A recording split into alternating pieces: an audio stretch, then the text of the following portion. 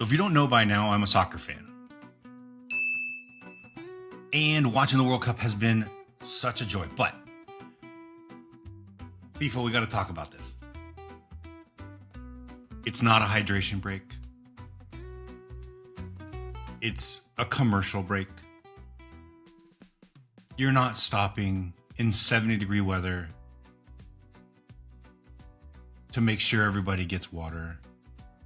You're not stopping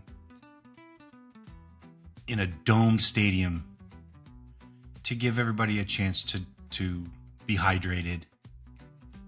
You're stopping to give your sponsors an opportunity to give you money so they can run an ad. It made sense in Qatar, where it's 100 and God knows what in the middle of the night. Not so much now. So let's call it what it is. It's a commercial break. You made money. They had a chance. It's a commercial break, especially when you say it's a hydration break sponsored by Powerade. You're sponsoring the hydration break. You're looking for funds. Don't worry about it. We all get it. Just call it what it is. For example, this is covering HOAs with one hot mic. So we're going to change the script a little bit for this one. And that's because I want to talk about two main topics that have come up, if you will, not necessarily in your world, but in mine. And I thought they would be an interesting discussion. We're going to talk about the more negative one. Negative isn't the word. It's just not as bright and happy as the second topic. Well, actually, you know what? Let's talk about three topics today. I like that idea. We're going to talk about three topics today. We're going to talk about very promising. We're going to talk about homeowner that could have avoided problems. And we're going to talk about very cool, proactive attention to fire exposure, wildfires. Topic number one, very promising. Thank you, Senator Menjinar, for pulling or at least halting the approval, the review of SB 1007. As I said before, I think there's some very meritable aspects to your submission. However, the financial component of limiting assessment increases to relative inflation rates is just not financially feasible in a place where assessments need to jump anyway. We can't continue to operate these communities at the financial level that we have.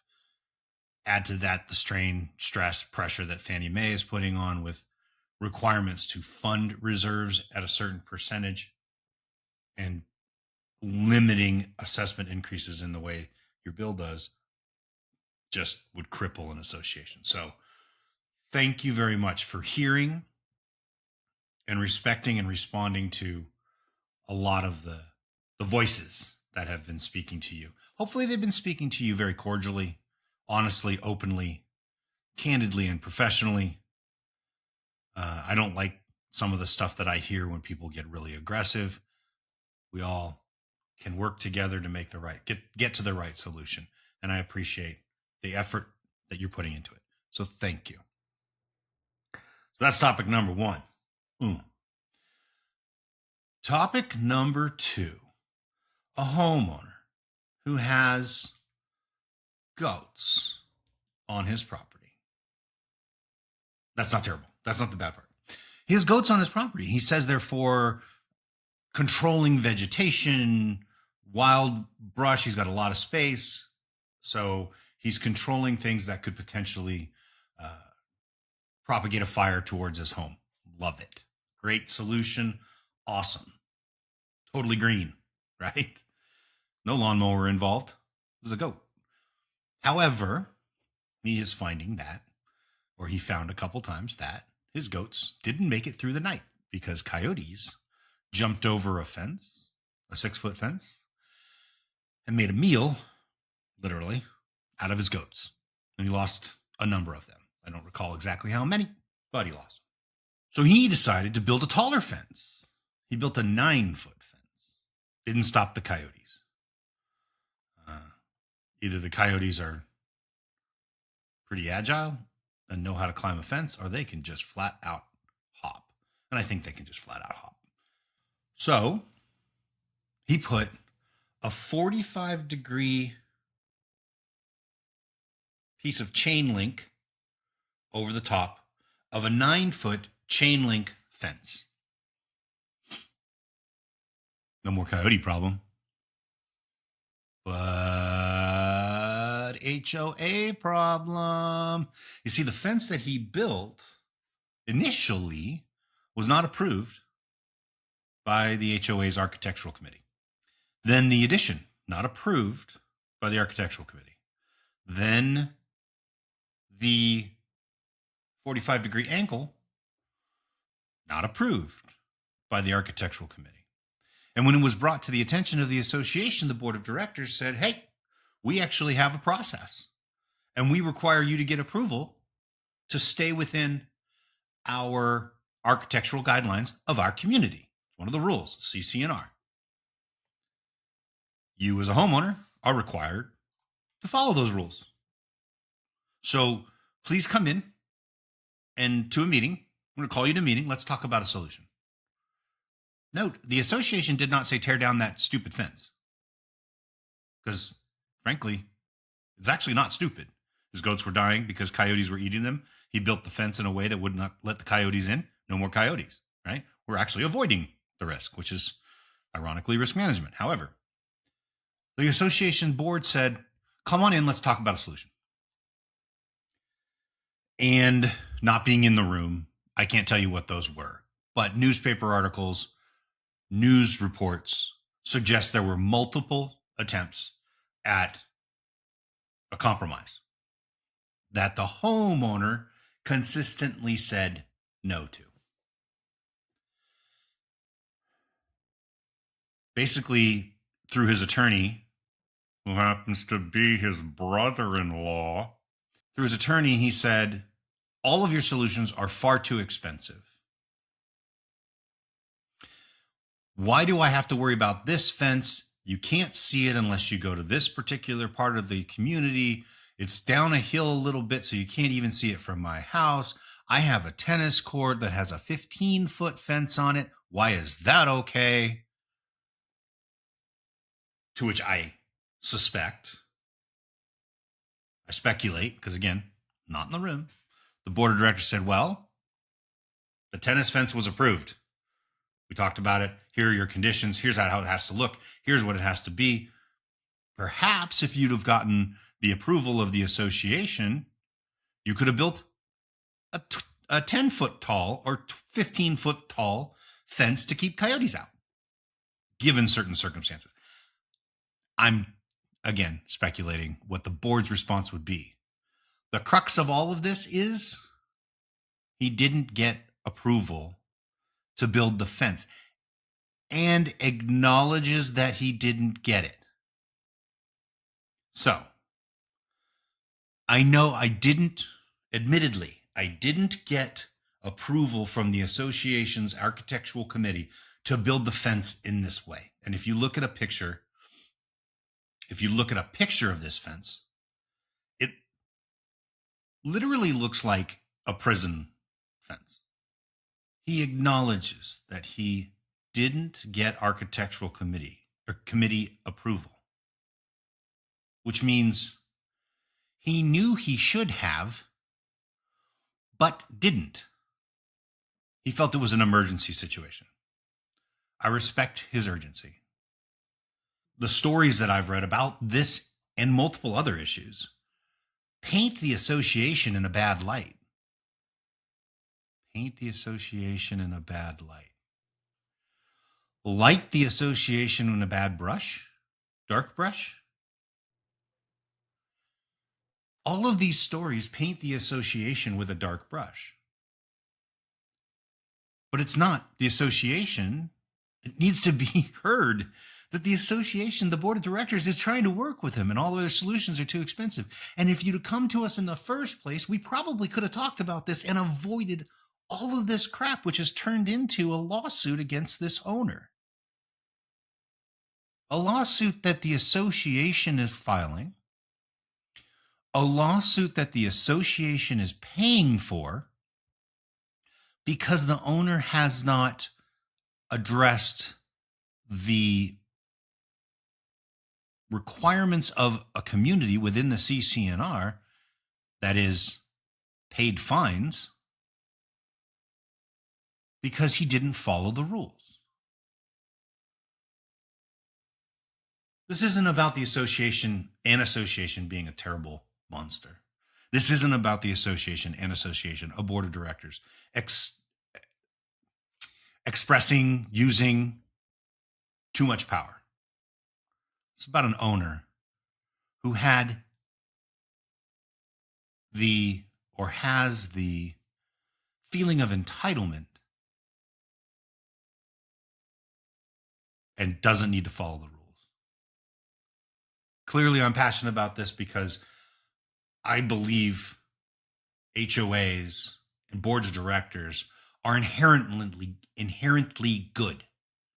These are people trying to do good for their communities. Yes, bad apples exist.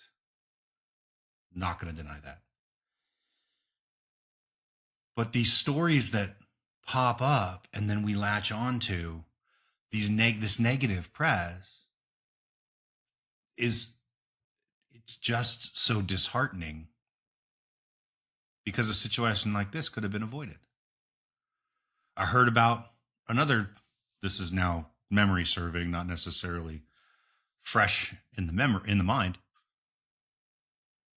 A homeowner sues the association saying, the association foreclosed on my unit and sold it at auction without telling me. That did not happen, dude. I'm sorry. I know jack about your story. Nothing. But I can tell you that didn't happen. The association has to go through due process. There are a ton of rules and steps and notifications that have to be made in order to foreclose on your property. And hear me when I say this, there is no board of directors that wants to do that. They don't want to take your house. That's not in their, they live there. I don't want you to lose your house, but if you're not going to follow the rules, pay your assessments, which your assessments are your membership that is mandatory in this community. You live here, you pay these assessments, end of conversation. If you're not going to pay the assessments and you're not going to answer us when we say, hey, let's work something out, and you're not going to come to the table and give us your excuse or explanation or ask us for some help, what are we left with? You are hurting the community by not paying your assessments. Now, you may not be able to do it. I respect that. Financial difficulty comes to us all. And when we're in a financial pain, we need to swallow our pride and ask for help. Not everybody has help. I can hear everybody. I can hear plenty of people. Well, that's not always available. I get you. Geez, I'm not saying that it's always available. I'm saying there is something else you could do. And don't get on the news and say they just took my house without telling me, because they didn't. They can't. And if that was the case, and you did file a lawsuit, and the lawsuit went to some court, I don't know how that stuff works, but it goes to the legal counsel of the community. And the legal counsel says, hey guys, you never did this. You can't just take his house. There's so many steps that have to be taken. And if they weren't taking your house, here's your house back. And we owe money to get it back for you because somebody else bought it at auction.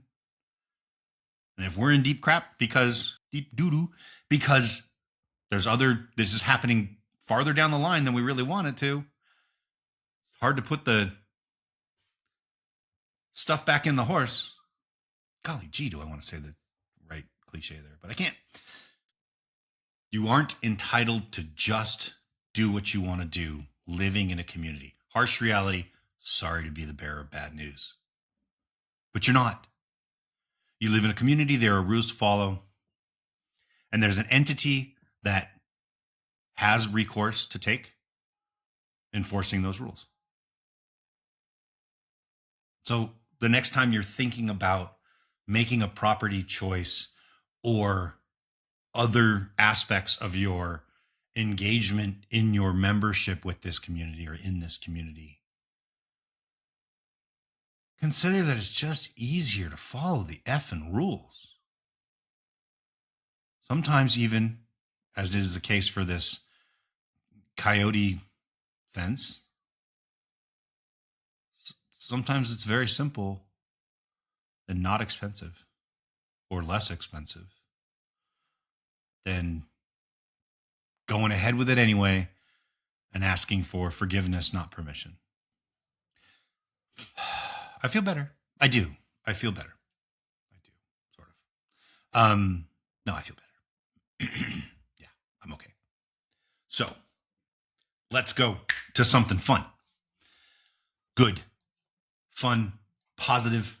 Got this from a friend of mine, Josh Hodosh, who is a community manager at or with Power Stone Property Management in Irvine, California. He is the community manager, general manager of Aliso Viejo Community Association. And this is a large scale, basically, city that has a lot of open and brush space. So without direction, without a nudge, without being told by the insurance carrier, hey, do this or else, this board of directors got together and said, we want to try to find a way to better protect our community from wildfire. And we can do all the fire hardening stuff, and we can do all the vegetation stuff, and the remove vegetation from 0 to 5 feet, limit vegetation from 5 to 15 feet, and outside of 15 feet, do whatever zone 3 tells you to do. We can do all that. But this is what they proposed was, let's find something that can give our firefighters a leg up on a fire and try to attack it, douse it quickly before it gets out of hand. So they went to the Orange County Fire Authority and California Fire Authority and said, what can we do? And the fire authority said, well, hey, we can do this. We can build a helipad, if you're willing to, and a helipod, they call it helipod. We're going to run a water line from the main line down there by the street. We're going to run it up to the top of this hill where there's an empty lot. It's graded, it's gravel, but it's not necessarily usable, at least at this time. So we're going to put it to use in a very positive fashion. We're going to build a helipad where a helicopter can land. Obviously, that's called a helipad. It's not called a runway. A helipad. And then right next to it, we're going to run that big old hose pipe up into this big box. And we're going to fill that box with water. And that way a helicopter can come in, drop its hose into the box and fill it up. It's like a gigantic fire hydrant right here. And then, so if there's a fire nearby, but there's no water source nearby, the helicopter has a water source, gets in there, flies over a couple miles, drops water, stops fire. Ideal, right?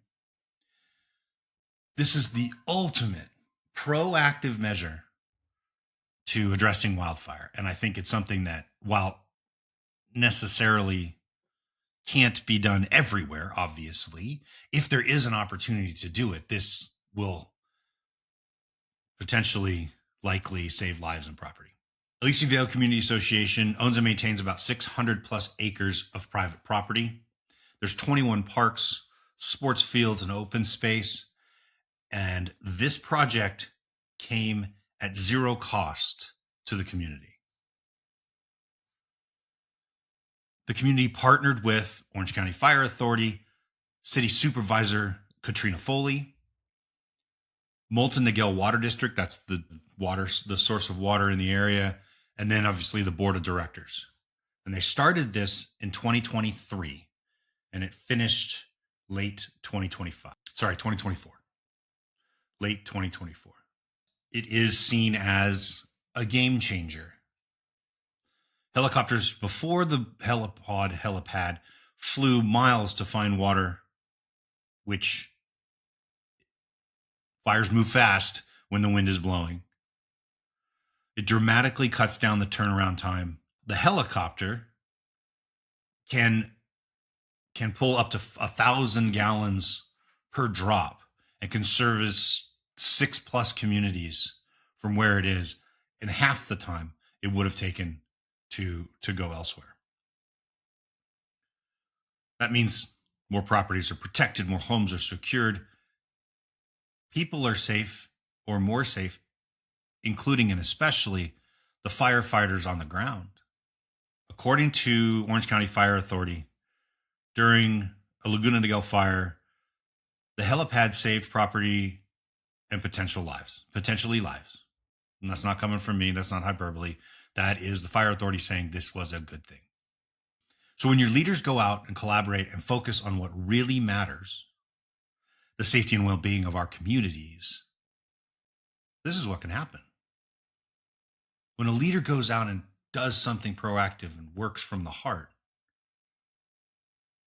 there's nothing we can't accomplish. So back to soccer. Or football. Which is a better name for it, to be true, to be fair. A better name for football, for soccer, is football. But when you look at the etymology, I think it's called etymology, the development of the word soccer and football, look it up. You'll find out that the English called it soccer first. Anyway, this World Cup has brought to light some really cool stuff. And if you don't agree with me that this has been very positive, it's been very uplifting, it's been inspiring to see these cultures and countries and people just loving the United States. If you don't agree with me, bye. If you do agree with me, like, follow, subscribe, do all those fun things. Even if you don't agree with me, do all those fun things, because there's other content that you'll enjoy anyway. But watching the Scots, the Tartan Army, take over Boston, drink Boston dry. First time my daughter said something like that, I said, no chance. Your kid, that's all BS. It's all social media blown up. Those bars were bringing Sam Adams in on a barge. To see the cultures of Mexico and Japan and Korea come together, embrace each other. To see some of these influencers, social media influencers, they're popping up on my feeds and they are telling us about how great our country is. Essentially because we effing forgot. The Orange Army from the Netherlands. You've got Germans playing saxophones. You've literally got a party in every street. We haven't heard from the horse that's in the hospital. And it's wonderful. Don't forget this feeling. Please. Remember that there's a difference, and I'm not a political guy. We're not going down that road. However, there's a difference between the people of this country and the politics of this country. And the people of this country are absolute champions. The people are good. The people are kind. The people are loving. The people are open-armed. the people. A person can be a dick, but the people of this country are fantastic. So find something about America to champion today and go champion it. Find a stranger to go say hi to. Find someone who is not in your culture, not an American. Go say hi to them, have a drink, get to know them just a little bit. Research some of these countries. The World Cup has opened up my eyes to some things that I didn't. Cape Verde? What? American territory? What? Zambia? Nope. The Democratic Republic of Congo, which actually calls back Kondu, which is a fictional place in the West Wing. But I digress. The point is, I'm looking stuff up that I never even thought I would try to research because I'm interested in what that culture has to say. I loved the Japanese fans cleaning a stadium. What American would think that? If you looked at the parks that where the Scots partied, they weren't left destroyed. We do that. We take our property, our space for granted. I like taking things for sandstone mostly, less for granted, but because granted is just so hard. Anyway, granted, we ignore it. We just leave the stuff behind. They picked it up. They left it like your dad told you when you were a little kid. You leave something better than you found it. Somebody gives you something, you borrowing something, you bring it back in better condition than they gave it to you. You need a lawnmower, you borrow your neighbor's lawnmower, you bring it back to them with the blade sharpened. That's what my dad said. These people did that. In our own country, we don't do that. That's disappointing. That's really disappointing. There's Englishmen. There's an Englishman walking down the streets going nuts over air conditioning. Lost his mind because we have air conditioning. I'm not saying everybody has air conditioning, but apparently wherever he was staying, it did. And it blew his mind.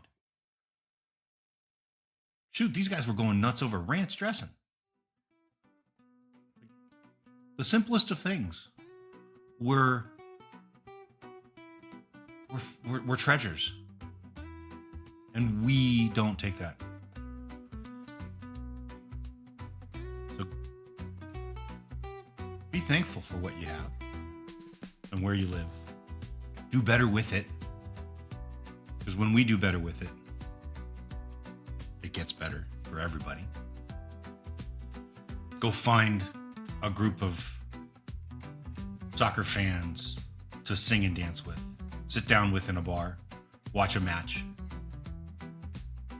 Me, I'm going to do like the Scots do.